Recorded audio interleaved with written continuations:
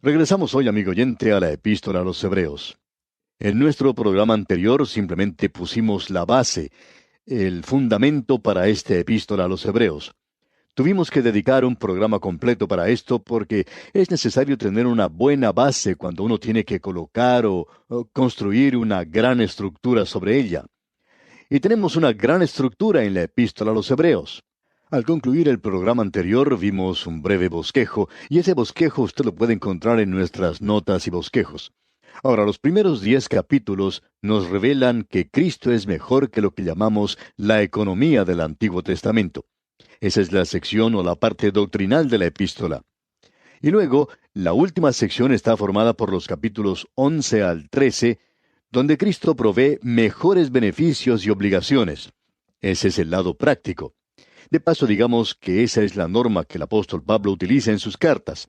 Creemos que hay bastante evidencia de que Pablo fue el autor de esta epístola. No podemos decir dogmáticamente que él fue el autor, pero sí podemos decir de una manera muy dogmática que estamos tratando aquí con la palabra de Dios, con aquello que el Espíritu de Dios nos ha dado, y a causa de eso entonces el autor humano y la fecha de la Escritura son cosas secundarias.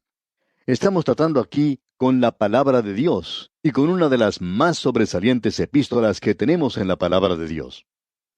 Ahora debemos hacer una declaración aquí y no queremos aparecer como demasiado santulones, digamos.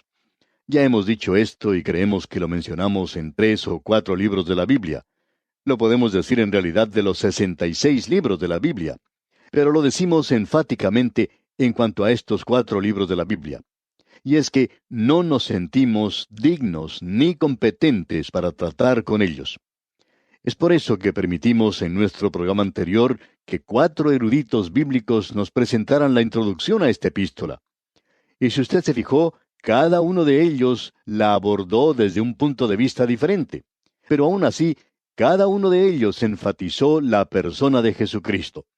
Por tanto, el día de hoy nosotros reclamamos esta promesa de nuestro Señor, quien dijo que cuando el Espíritu de Dios viniera, Él tomaría las cosas de Cristo y nos las haría saber, como dice allá en el Evangelio según San Juan, capítulo 16, versículos 12 al 15. Bueno, leamos esa porción que dice: Aún tengo muchas cosas que deciros, pero ahora no las podéis sobrellevar. Pero cuando venga el Espíritu de verdad, Él os guiará a toda la verdad, porque no hablará por su propia cuenta, sino que hablará todo lo que oyere, y os hará saber las cosas que habrán de venir. Él me glorificará, porque tomará de lo mío y os lo hará saber. Todo lo que tiene el Padre es mío, por eso dije que tomará de lo mío y os lo hará saber. Y a menos que Él haga eso, amigo oyente, no vamos a avanzar mucho en esta epístola, de eso estamos seguros. Ahora vamos a entrar en este momento al primer capítulo de este libro. Y la primera sección se divide de la siguiente forma. Cristo se ve aquí como mejor que todo lo que se encuentra en el Antiguo Testamento. Todo lo que allí se encuentra, por supuesto, señala hacia Él. Pero ahora podemos apreciar en los primeros 3 versículos del capítulo 1 que Cristo es superior, que es mejor a los profetas. Y luego, comenzando con el versículo 4 del capítulo 1 y hasta el capítulo 2, encontramos que el Señor Jesucristo es superior o mejor que los ángeles. Él, por cierto, que es superior. Estas cosas son importantes, y debemos mantener esto en mente y pensar también que esta epístola es dirigida a los creyentes hebreos. Los creyentes hebreos que estaban unidos en un punto donde había 2 grandes dispensaciones. Allí se unían. La dispensación de la ley ahora llegaba a su fin. Los sacrificios en el templo que habían sido tan significativos para ellos, ahora ya no tienen ningún significado. Y lo que antes Dios había requerido se convierte ahora en pecado para el creyente al volver a hacerlo. La epístola nos aclarará este punto de una manera muy directa. Por tanto, debemos decir que está dirigida a los creyentes hebreos. Aquí queremos agregar que hemos visto que todos los expositores bíblicos asumen la posición de que esto fue escrito por y para los creyentes hebreos. Pero las enseñanzas que encontramos aquí son para todos los creyentes. Tiene mucho significado para usted y para mí hoy. Es por tanto necesario que mantengamos estas 2 cosas en mente al estudiar esta epístola a los hebreos. Si se le dice a un pagano que Cristo es mejor que los profetas, eso no tiene para él ningún significado, porque los profetas no significan nada para él. pero sí que tiene mucho significado para los hebreos. Bueno, veamos ahora lo que dice aquí el primer versículo de este capítulo 1 de Hebreos. Dios, habiendo hablado muchas veces y de muchas maneras en otro tiempo a los padres por los profetas. Ahora hay varias cosas que debemos decir en cuanto a este versículo.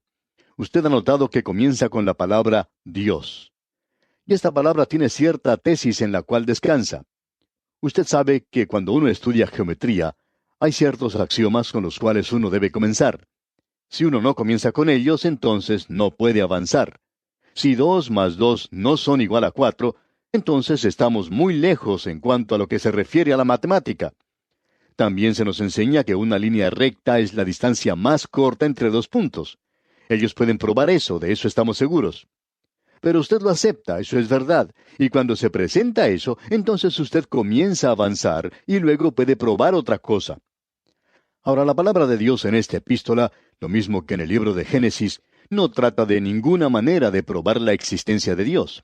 Si usted no cree en Dios, debemos decirle honesta y cariñosamente, como dice el Salmo 14, dice el necio en su corazón, no hay Dios. Ahora, nosotros no somos quienes decimos eso, amigo oyente. Dios lo dice. Esa palabra necio en realidad quiere decir una persona que es demente. Y hay varias formas de enajenación mental. Una de esas formas es la de negar la existencia de Dios. Y hay muchas personas alrededor nuestro que sufren de este mal en el presente. Una de las razones para ello es que esta gente no cree en Dios. Pero encontraremos en esta epístola, cuando lleguemos al capítulo 11, el cual es llamado el capítulo de la fe, que es necesario que el que se acerca a Dios crea que le hay y que es galardonador de los que le buscan. Digamos que esto es algo que se asume en esta epístola, se da por sentado, y lo mismo ocurre en el libro de Génesis. Eso es lo que asume la palabra de Dios. La Biblia no hace ningún esfuerzo por tratar de probar la existencia de Dios. En el presente existen algunos cursos en colegios y seminarios en los cuales se trata de construir algún sistema filosófico por medio del cual uno puede probar la existencia de Dios. Y allí, amigo oyente, se está perdiendo el tiempo. Si usted no puede ir allá afuera y mirar las montañas, o dirigirse a la costa y observar el mar, o mirar hacia los cielos que declaran la gloria de Dios, y estas cosas no le están diciendo algo a usted, amigo oyente, en cuanto al Creador, como dice allá en Génesis, en el principio creó Dios los cielos y la tierra, entonces, amigo oyente, usted no está observando las cosas con una mente clara. Hay algo que anda completamente mal con su forma de pensar. Ahora, la segunda cosa que se asume aquí es que Dios ha hablado. Amigo oyente, si nosotros no tuviéramos la revelación de parte de Dios y estuviéramos sin ella, creemos que dándonos cuenta que Dios es una persona inteligente y que Él le ha dado a la humanidad cierto grado de inteligencia, Dios nos hablaría. Y si nosotros no tuviéramos una revelación, entonces sugeriríamos que esperemos y veremos que Él nos hablaría. El Creador nos enviaría un mensaje. Él es una inteligencia y nos ha dado cierta inteligencia también. Él puede comunicarse y se ha comunicado con nosotros. También debemos indicar que la revelación que tenemos de parte de Dios es la palabra inspirada de Dios. Eso es algo más que debemos decir, que usted debe asumir que estas escrituras son inspiradas divinamente. Por tanto, creemos, amigo oyente, que Dios nos ha hablado aquí. Él trata aquí con esa revelación. Y la revelación de la que Él está hablando aquí, por supuesto, es el Antiguo Testamento, y el Antiguo Testamento como lo tenemos en el presente. Ahora notemos lo que Él dice y cómo lo dice aquí en el versículo 1 otra vez.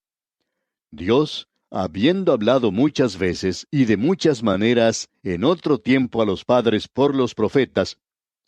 Hay quienes piensan que el apóstol Pablo no escribió la epístola a los hebreos, y uno de los argumentos que utilizan es porque esta carta a los hebreos se ha escrito en un idioma griego magnífico. Es algo muy suave. Se ha escrito por una persona que era muy erudita en el idioma griego. Y hay una belleza en esto que uno pierde en las traducciones que tenemos. Uno encuentra que aquí mismo, al comienzo de esta carta, hay cierto juego de palabras. Comienza diciendo, habiendo hablado muchas veces. Muchas veces, la palabra en griego es polemori, y de muchas maneras es polutropos. Usted puede darse cuenta, pues, de la belleza que tenemos aquí. Eso es algo casi poético. Polumoros y polutropos. Hay cierta belleza en esto, pero hay mucho más que simplemente belleza. Tenemos una declaración que es muy cautivante e interesante presentada entre nosotros. Cuando él dice muchas veces, esto no se refiere a tiempo como podríamos pensar, que Dios habló hoy y que Él habló ayer y que Él habló en el día anterior. Ese no es el énfasis. El énfasis es este, que Dios habló a través de Moisés, pero antes de eso Dios habló a Abraham. Él le habló a Abraham aparentemente por medio de sueños y enviándole al ángel del Señor. Ahora, cuando él habló con Abraham, no le dijo a él lo que le dijo a Moisés. Él no le dijo nada a Abraham en cuanto a la ley. No le dio los 10 mandamientos. Pero él le dio los 10 mandamientos más tarde a Moisés. Y aún más tarde, él le dijo a David que iba a nacer uno de su linaje, que iba a ser un rey, y que ese rey llegaría a ser el Salvador. Y David dijo cuando ya era un hombre entrado en años, esta es mi salvación. Viene uno que será mi Salvador. Dios no le dio esto a Moisés, tampoco se lo dio a Abraham. La realidad es que Él le dijo a Moisés, le dio una ley, que no debían tener un rey, que debían volverse a Dios. Pero Dios conocía el corazón humano, y al pasar el tiempo ellos dijeron que querían ser como las otras naciones que les rodeaban, y ellos pidieron un rey. Y es maravilloso ver la forma en que Dios actúa en ocasiones como estas. Él les dio lo que ellos pedían. Él envió esa flaqueza para sus almas, pero Dios utilizó eso como el método de enviar el Mesías, el Salvador, a este mundo. Así es que lo que él está diciendo aquí en esta maravillosa palabra es que Dios no le dio todo a Abraham. Fue en realidad en el cumplimiento del tiempo que Dios envió a su Hijo. Así es que lo que uno tiene aquí es un desarrollo de las cosas. La segunda palabra, polutropos, de muchas maneras, indica que él usó diferentes métodos de comunicación. Él se apareció en sueños a Abraham, pero a Moisés le dio la ley.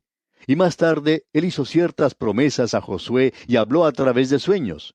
Él habló a través de la ley, habló a través de diferentes tipos, habló a través del rito, a través de la historia, a través de la poesía, a través de la profecía, y utilizó todas estas maneras o formas diferentes en un período largo de tiempo. Dios reunió unos 45 escritores y les comunicó su palabra en un período de unos 1500 años. Así es que el escritor está diciendo aquí algo realmente maravilloso. De paso, quisiéramos preguntarle, amigo oyente, si alguna vez usted se ha detenido a pensar que esto en sí hace de la Biblia un libro muy notable. Los escritos de Miguel de Cervantes Saavedra son algo fantástico en el nivel humano, pero fue él quien los escribió. Lo importante es que Dios utilizó una serie de escritores humanos, hombres diferentes, con diferente educación y antecedentes, con estilos y competencia muy diferentes también. Podríamos pensar que Simón Pedro no era muy bueno en cuanto al idioma griego, pero no lo vamos a criticar porque muchos de nosotros somos peores que él. Pero Dios lo utilizó, amigo oyente. Y en esta epístola a los Hebreos sí creemos que Pablo fue quien la escribió. Se revela que Pablo era un maestro en cuanto al idioma.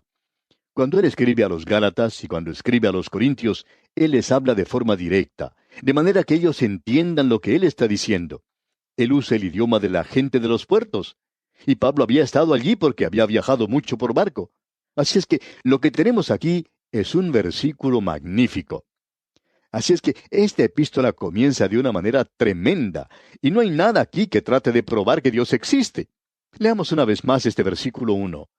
Dios, habiendo hablado muchas veces, y de muchas maneras en otro tiempo a los padres por los profetas, esperamos que por lo menos hayamos podido comunicar este mensaje hoy. Si usted niega la existencia de Dios, quizá esto le dé a usted algunos pensamientos nuevos en los cuales pueda considerar lo que decimos. Quizá el problema esté con usted y no con Dios. Muchas mentes pequeñas que han obtenido doctorados en la universidad niegan la existencia de Dios. Y nosotros nos preguntamos, ¿quiénes son en realidad estas personas que colocadas al lado de Dios no tienen ninguna relevancia? Entonces no nos sorprende que Dios no haya perdido tiempo tratando de probar cosa alguna, porque si usted se acerca a Él, es mejor que crea que Él es. Y aquí en este primer versículo de esta epístola a los Hebreos, en el capítulo 1, dice, Dios, habiendo hablado muchas veces y de muchas maneras en otro tiempo a los padres por los profetas, y quizá nos convenga preguntar aquí quiénes son los padres. Bueno, Abraham, Isaac, Jacob, Josué, Moisés, David, Isaías, estos son los padres, pero no son mis padres, y quizá no sean los suyos tampoco. Él es el Dios de Abraham, de Isaac, de Jacob, y gracias a Dios que Él también es nuestro Dios. Pero aquí se dice que es el Dios de los padres. Y le estaba hablando aquí a personas que llaman a Abraham, a Isaac y a Jacob sus padres. Y eso ha sido hablado por los profetas. Ahora Moisés era profeta, y él no solo habló de las cosas del futuro. Y de paso, digamos, esa no es la definición primaria de un profeta. Un profeta o una profetisa es alguien que habla por Dios, es su vocero. Y en el hablar por Dios, él podía hablar de las cosas que iban a ocurrir en el futuro. Pero eso es algo secundario a su cargo. Nuevamente debemos decir que tenemos aquí un versículo extraordinario. Ahora Dios ha hablado en otros tiempos a los padres por los profetas. El Antiguo Testamento fue dado a cierta gente. Y esperamos que antes de concluir con este primer versículo hayamos establecido esto, amigo oyente. Es importante leer la Escritura de manera correcta y por lo menos dejar que diga lo que dice, y no hacer que diga algo que esté de acuerdo con cierta teoría o doctrina. Ahora, en el versículo 2, el versículo siguiente, leemos, En estos postreros días nos ha hablado por el Hijo, a quien constituyó heredero de todo, y por quien asimismo hizo el universo. Tenemos aquí otra declaración digna de consideración, por cierto, y estamos llegando ya al final de nuestro programa. Como usted puede apreciar, esta es una gran epístola en la cual estamos entrando ahora. Solamente hemos podido considerar el primer versículo. Pero Dios finalmente ha hablado por medio de su Hijo. Y permítanos finalizar con esta nota. Él nos ha hablado por medio de su Hijo. Y la traducción literal es que Dios nos habló en el Hijo. O como cierto expositor bíblico dice, Dios nos habló en alguien que tiene el carácter de que es un hijo. Dios finalmente nos ha hablado a través de su Hijo. Y escuche bien, amigo oyente, lo que decimos al finalizar. Dios ha hablado por última vez a este mundo en Cristo. Si Él hablara en este día desde el cielo mismo, Él repetiría algo que ya ha dicho, porque aquí tenemos la última palabra de Dios para este mundo en Cristo Jesús. Y ya veremos esto, Dios mediante, en nuestro próximo programa. Que las bendiciones del Señor sean con usted, ahora y siempre.